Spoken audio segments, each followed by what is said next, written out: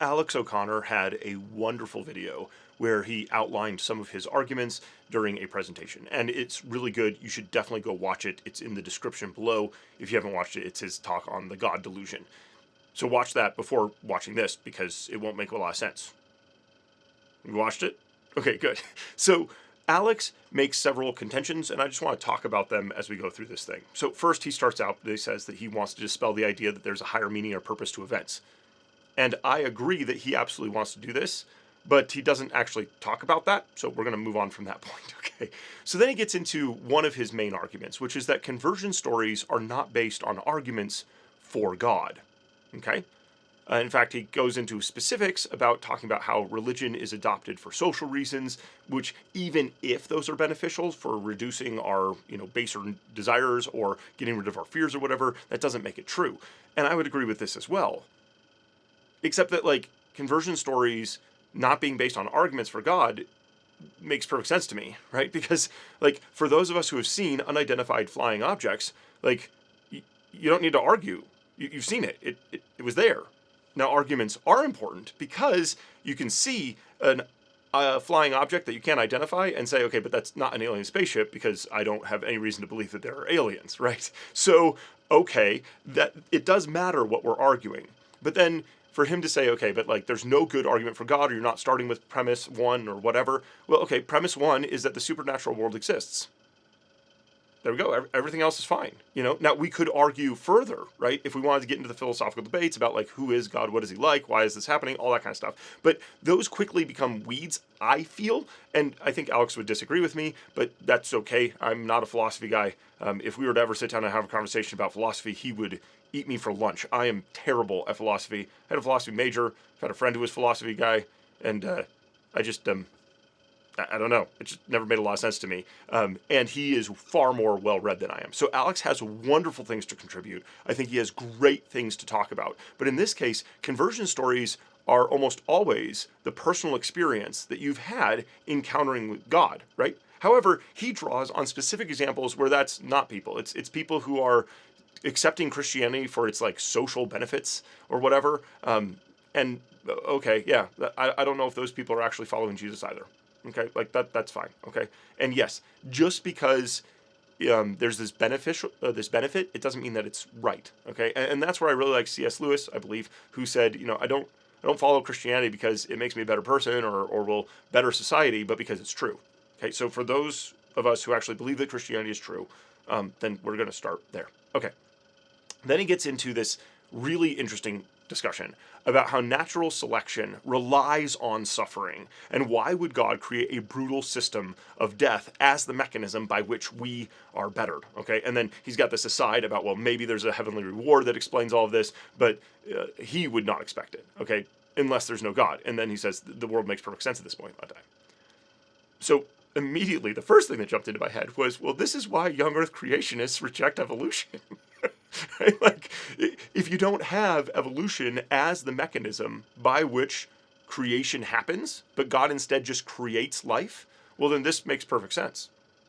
Okay, but let's set aside young earth creationism for a minute and go with the theistic evolution, or even just deism, right, where God creates and then walks away, just starts the life process and then walks away from all of this.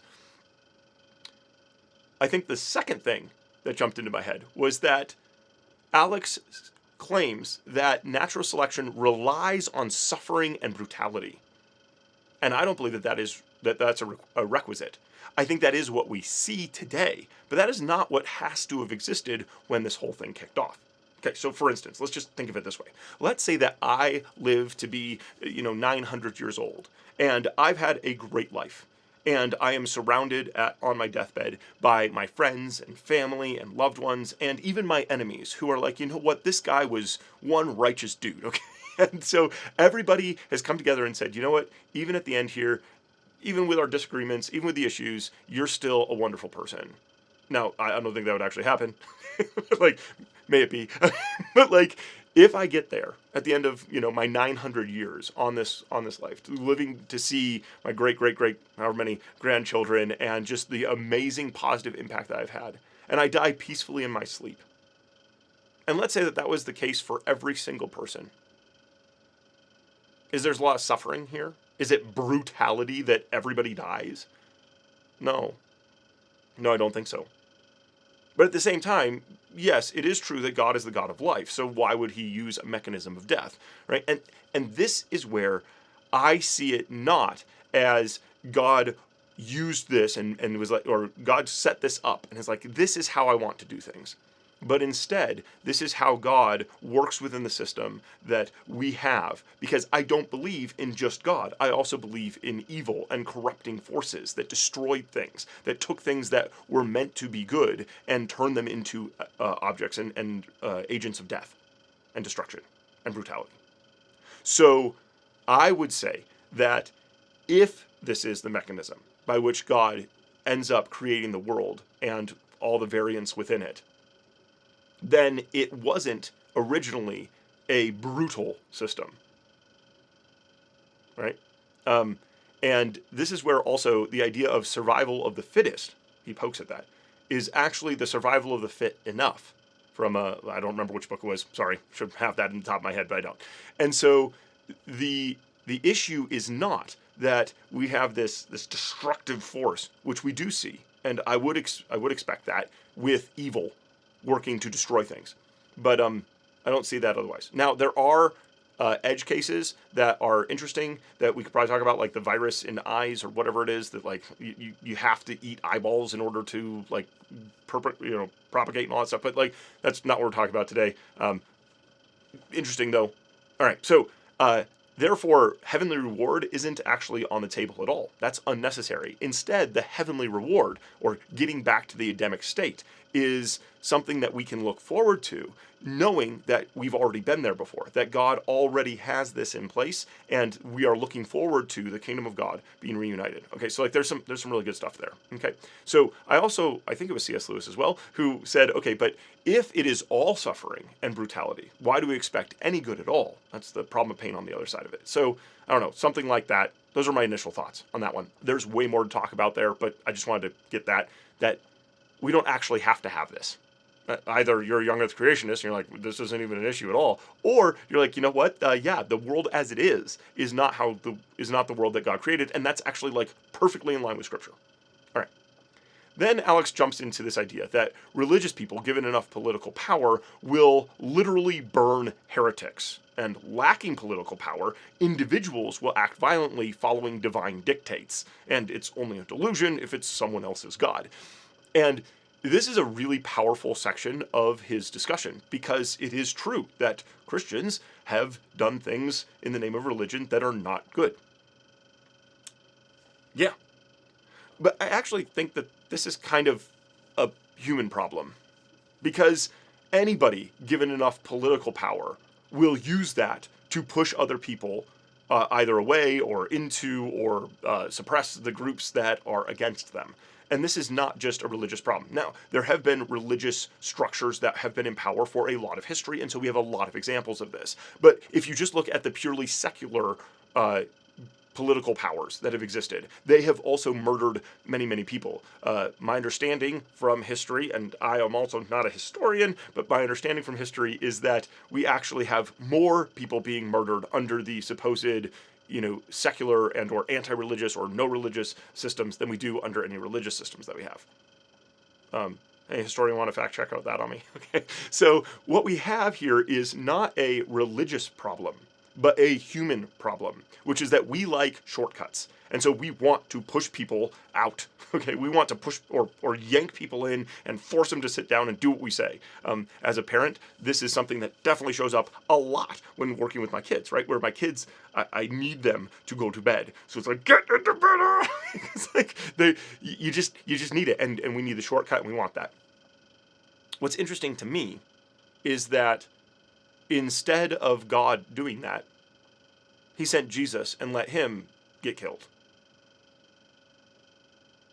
And so I think that there's something weird about the evangelical, say, when I was in youth group, push for like, use hellfire to draw people into the loving God. I would agree with Alex on that. That is weird. And I don't think that's the correct way of going about doing this. All right. And there have been some fascinating things on that. That's a total aside. Okay. So what we need is to not see Christianity as a political power. but instead to see Christianity as an invitation into a new life and into a new kingdom that doesn't operate on the same level. Jesus let himself get killed. We should probably do the same as Christians. Okay? But it doesn't surprise me that people don't do this, right? This is a human thing that we do, okay? But we should be better. We should be better. And that's where Jesus is. And so we need to look to Jesus as to what he does and follow that example, all right? And then the idea that these individuals acting violently, following the divine dictate, I'd be interested in kind of the historical numbers of this and how this actually works. But yeah, it makes sense to me that people, when they're like, I feel like I need to do this, right? And that's bad theology. And bad theology leads to terrible outcomes because bad thinking leads to terrible outcomes, regardless of who's making those thoughts and why. Okay. Yeah, I don't know. I think I have more on that, but I'm going to stop there for now. Okay. And then, why does religion rely on violence and hellfire to convince people? And so now he just kind of goes through a whole bunch of questions, kind of all at once, kind of mixing them all together, related to the previous content, okay? And why would something based on reason and provability aggressively oppose freedom of thought? And why does history show the largest contributors to reason and science and morality are dissidents, later claimed by these religious traditions? And are these suppressive attitudes better explained by the inability to support your religious claims? Does this explain the taboo against questioning others' beliefs? And does this explain faith is belief without evidence? And blessed are those who believe without seeing?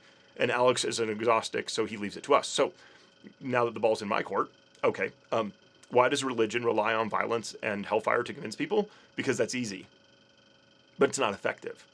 I mean, it is effective, right? If you want to grow your numbers, right? If you want to see how Islam took over the world, right? That's a very powerful way of doing it. However, I would say that that is not the case, at least in the initial with Christianity. Instead, they were thrust out from their communities, and they brought that to others. And this might also be true of Buddhism or other groups. I'm not totally sure.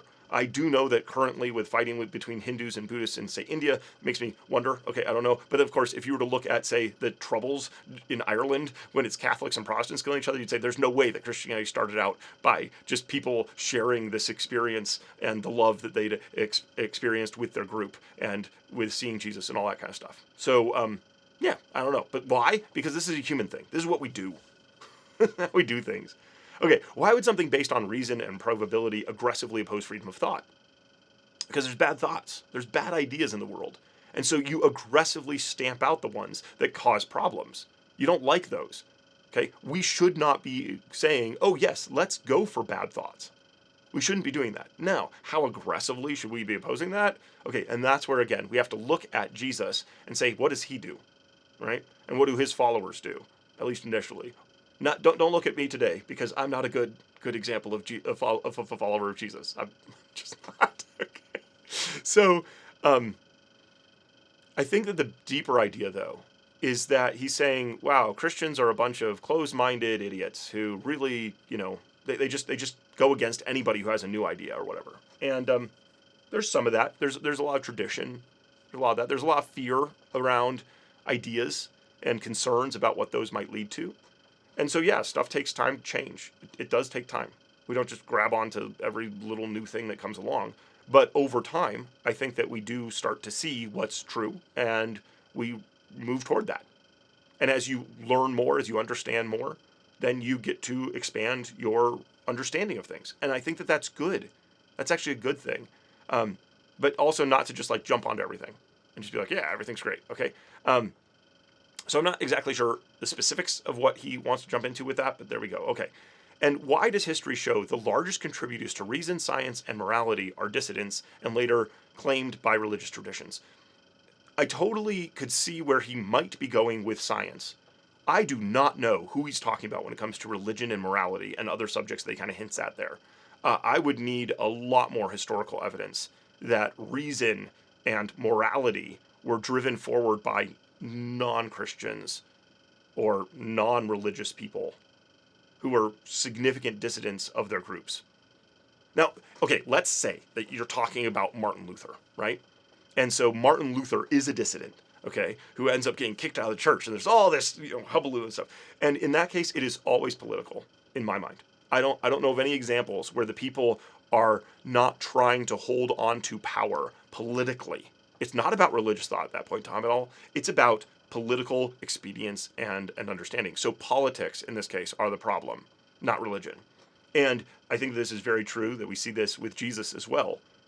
The people that he is opposing are the very ones who are in the political power for their little group, working with Rome to do so, and under that authority. And so they have to do certain things that they feel like they must do to maintain their authority and power. And so they push against Jesus. What would it have looked like had they not been trying to claim their political power? I don't know. Maybe it wouldn't be any different. But the largest dissident is Jesus there. And he's great and different and good. And I would say that he is the one who definitely is the largest contributor to reason, science, and morality. And the issue is politics. That's why. Okay. Are these suppressive attitudes better explained by the inability to support religious truth claims? Maybe. I definitely agree that Alex thinks that. Like that is what he has set up in this conversation. But I don't believe it. Just it doesn't hold up. It seems far more, it's about holding on to power, political gain, that kind of stuff, instead of, hey, I can't actually support this. Because again, people don't need to support something if they've experienced it. You don't need to start with premise one. And then again, premise one, I believe, is really simple, and everything else falls from that. So it's not even that hard. Now, Alex would disagree because he's a philosophy guy, and that's okay. Maybe I can talk more about that another time. Okay, sorry. All right. Does this explain the taboo against questioning others' beliefs? No. I don't see how this is at all. The taboo, if there is one, and I guess he's probably felt it more than I have, is that yes, the well-established societal structures that are in place are hard to topple. That exists, and I think missionaries definitely feel this. When you go over into a culture where to be part of your group, to be your identity, is to be Muslim, then it's very hard to push through that. Okay, but that's not a taboo. That's a structural thing that's set up to make it so you can't switch out. And I'm just using Islam for us Christians because us Christians understand that, and to show how that could be true for us as well. Okay, so I'm not trying to pick on Muslims or anything. Like, this is how it is for religious people. We grow up in our structures, and typically that helps us be there. Okay, and I know that people who have left the faith, if you watch YouTube with religious stuff, like, people who've left the faith have felt very trapped and stuck by the community and the thing that's there. And there's something to that. And there's some philosophical stuff. I think Genetically Modified Skeptic has some wonderful content on that aspect, and it's something I've been thinking about. It's something to think about into how best to bring people into a community without, like, setting up walls to, like, hey, you can't leave, and now I'm feeling bad, and what, I don't know. Okay. All right. Does this explain faith is belief without evidence, and blessed are those who believe without seeing? I don't believe that faith is belief without evidence. That's not what I believe that it is at all. Faith is instead believing in something that you have reason to believe and waiting for that. So I have faith that, say, on Christmas morning, I'm going to open up my Christmas presents. Not because, hey, I have no evidence for this, but because I'm waiting for it to happen. I have strong evidence for it. All right. And blessed are those who believe without seeing. I don't think that is saying what Alex thinks it's saying, but maybe we could talk about that another time, and I could be wrong on that. That's okay. And so as an agnostic, Alex doesn't have anything to actually specifically say about any of this, but it certainly feels like he does, because there are claims that he makes. There are things that he pushes to make this about how belief in God is a delusion. And so I just wanted to take some time to walk through his specific claims and show that I don't think that, one, they hold up all that well, two, that they're actually argued for. And I know that Alex has argued for these things elsewhere as well. So it's not like, hey, this one video is everything that Alex has ever said. Alex has wonderful, amazing content that's out there, and a ton of it. Okay? This guy is prolific and incredible. But in this case, I watched this video originally. I was like, wow, that is really compelling. But the more I thought about it, the more I was like, okay, but it's actually not all that compelling. It feels compelling, but there isn't that much behind it. At least that was my thought after going through this exercise. What do you think? Have I fairly presented Alex's ideas? Did I miss something really important, that a nuance or a statement that further clarifies things? Is there more that you want to talk about on this? I would love to talk about it more, because I think that this is important. It's important to take people's presentations and ideas and ensure that we understand where they're coming from and what they're talking about, and that we can kind of interact with them. And I expect the same for me if I ever got big enough for anybody to care what it is that I think about things.